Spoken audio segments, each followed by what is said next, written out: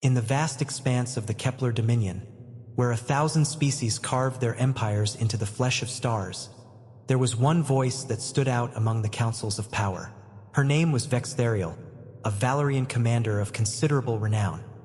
A species known for their crystalline exoskeletons, their lightning-fast reflexes, and their 8,000 years of undefeated military history. And she was laughing. Not the kind of laughter that suggests joy. This was the laughter of someone who just heard something absurd.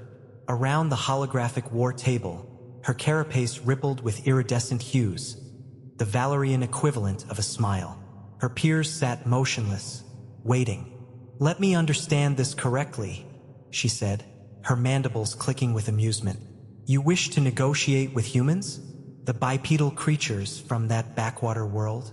The ones without exoskeletons, without thermal vision, without energy weapons as part of their physiology." Ambassador Krell, a Tethian diplomat whose gelatinous form quivered nervously, nodded. "They've proven remarkably resourceful, Commander. Their expansion into resourceful." Vex'thariel waved a chitinous hand dismissively. The Valorian archives contain legends about human warriors. Ancient stories traders tell. Myths meant to frighten children into obedience. She turned to face the holographic projection of Earth, a blue marble spinning quietly in the void. "These humans live for mere decades. They break if you apply pressure to the right joints. They require oxygen to survive. They sleep a third of their lives. And we're supposed to... what? Fear them?" The council chamber fell silent. On the table before them lay reports, intelligence dossiers marked with the council's highest priority classification. Vex'thariel could read them without looking.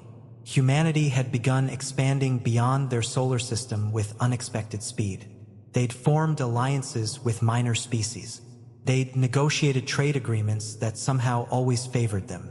And worst of all, according to the intelligence, they'd never lost a single conflict, no matter how outnumbered. Vex'thariel's optical sensors brightened with what might have been pity. "I'll meet with them," she announced. "And I'll show them exactly why the Kepler Dominion has stood unchallenged for millennia." 2 weeks later, Vex'thariel stood in the observation deck of the neutral station Twilight's Rest, watching a human shuttle approach through the viewport. She'd reviewed everything. The human body was a map of fragility. No natural armor. Their bones were calcium-based, brittle compared to Valorian carapace. Their nervous system was slow.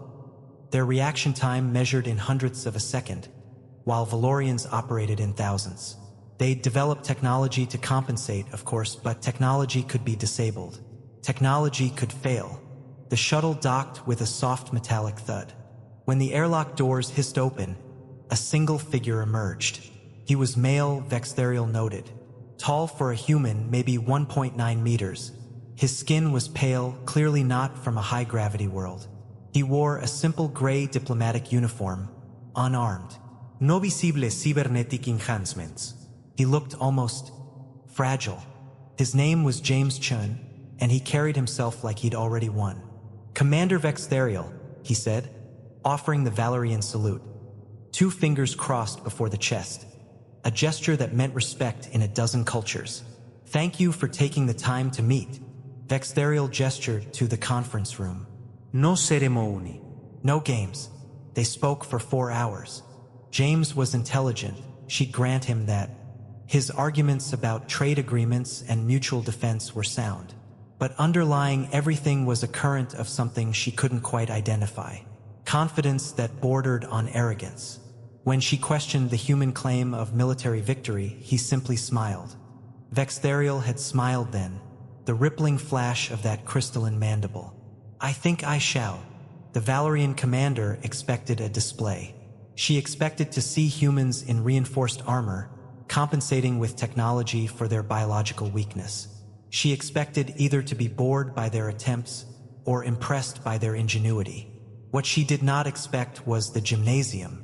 It was vast, a cavern carved into the asteroid itself, gravity plates humming at Earth standard 1G. And inside, there were hundreds of humans, all sizes, all ages, some training with weapons, some without. and James had brought her to the observation deck specifically to watch one section. "We're about to begin advanced combat training," James explained. "I want you to see this particular instructor. She's been with us for 40 years. The instructor's name was Sarah Okonkwo, and she was old. For a human, anyway, 63 years in the Valorian commander's notes. Her hair was streaked with gray. Her body carried the marks of a life lived hard. Scars traced her arms and legs, the kind that spoke of decades of violence. In the arena below, they placed her against a combat drone. The drone was military grade, a Kepler model, sleek and efficient. It had been programmed to fight at optimal levels. As Vex'thariel watched, it was engaged. What followed lasted 3 minutes. 3 minutes, that was all. Sarah Okonkwo moved like something other than what she was. There was no wasted motion, no hesitation. Every breath was calculated. She used the drone's strength against it, reading its responses not with instruments but with something deeper, intuition maybe, pattern recognition, an understanding of the dance between predator and prey that Vex'thariel suddenly realized had been refined through 10,000 years of human warfare. The drone was faster, stronger, better armored, but it was a machine learning as it fought. Sarah was evolution itself, the product of countless generations of humans who'd learned to overcome impossible odds. She didn't fight the drone's speed. She anticipated it. She didn't try to match its strength. She redirected it. When it attacked, she was already gone, already positioned, already striking. When the drone finally powered down, unable to land a decisive hit, its power reserves depleted by constantly chasing an opponent it couldn't pin down, Sarah was standing motionless, breathing hard, unmarked. The entire observation deck was silent. Vex'thariel's optical sensors flickered, a Valorian gesture of profound uncertainty. "She's not our strongest," James said quietly. "She's just the oldest. We have younger warriors, faster ones, stronger ones, but they all learned from her." In her quarters that evening, Vex'thariel ran the combat footage through every analytical tool the Kepler Dominion possessed. Frame by frame, millisecond by millisecond. And there, in that granular analysis, she saw it. The human hadn't been fighting the drone. She'd been reading it. Each movement had been a question asked and answered. The drone was programmed, predictable, a book written in machine code. But Sarah had learned to read that book while it was still being written. She'd adapted. She'd thought. She'd chosen. No Valorian would ever need to do that. Valorian reflexes were so fast that adaptation happened automatically, at the level of instinct. They'd never had to learn the way humans learned, by taking punishment, by failing repeatedly, by getting back up and trying again. Humans didn't have speed built into their biology, so they'd built it into their minds. They didn't have armor, so they'd learned to move like water. They didn't have strength, so they'd learned to use leverage, angles, and intelligence. For 8,000 years, the Valorian Dominion had been the perfect predators in a world where perfection was built in at the genetic level. They'd never had to evolve mentally because their bodies had never demanded it. Vex'thariel understood then why the ancient legends spoke of human warriors. Not because they were strong, but because they were capable of becoming strong. Because they could transform adversity into advantage. Because they could face impossible odds and laugh. When Vex'thariel returned to the observation deck, she found James waiting.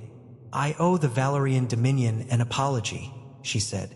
Her mandibles weren't clicking with amusement anymore. "And I owe humanity a warning. When you expand into the galaxy, and other powers will underestimate you as I did. They'll see your fragility and miss your strength. Your short lifespans and miss your hunger to achieve. They'll see a species that bleeds and breaks and think you're weak." She paused, her crystalline form rippling with colors. Not amusement now, but something deeper, respect. "Tell me, James Chun, how have your people survived this long on a world so hostile, with bodies so delicate?" James smiled. "Because we learned that strength isn't something you're born with. It's something you choose every single day. We learned that together is stronger than alone. We learned that the things that make us different, our emotions, our imagination, our ability to care, those aren't weaknesses. They're what make us unstoppable." Vex'thariel considered this. In the distance, through the viewport, Earth spun silently, a blue marble unremarkable to a billion eyes in the galaxy. A world of fragile beings, living in brief moments of time, building and creating and fighting for each other. She understood now why the legends existed. Not because humans were myths of warriors, but because every human was a warrior, born into a universe that wanted them dead, shaped by struggle into something far more than their biology suggested they could be. The galaxy doesn't know what's coming, Vex'thariel said quietly. They think you're weak because you bend, but you don't break. You don't break, and in a universe where most species are already perfect, that's the most terrifying thing of all. That's human. And for the first time, the galaxy understood what it truly meant to be human. Not invincible, not perfect, but unbreakable, capable of looking at impossible odds and choosing to try anyway. If the story moved you, if it reminded you why humanity deserves a place among the stars, subscribe for more tales of humans exceeding every expectation. Because in the far reaches of space, there are those watching us, wondering, what exactly are they made of?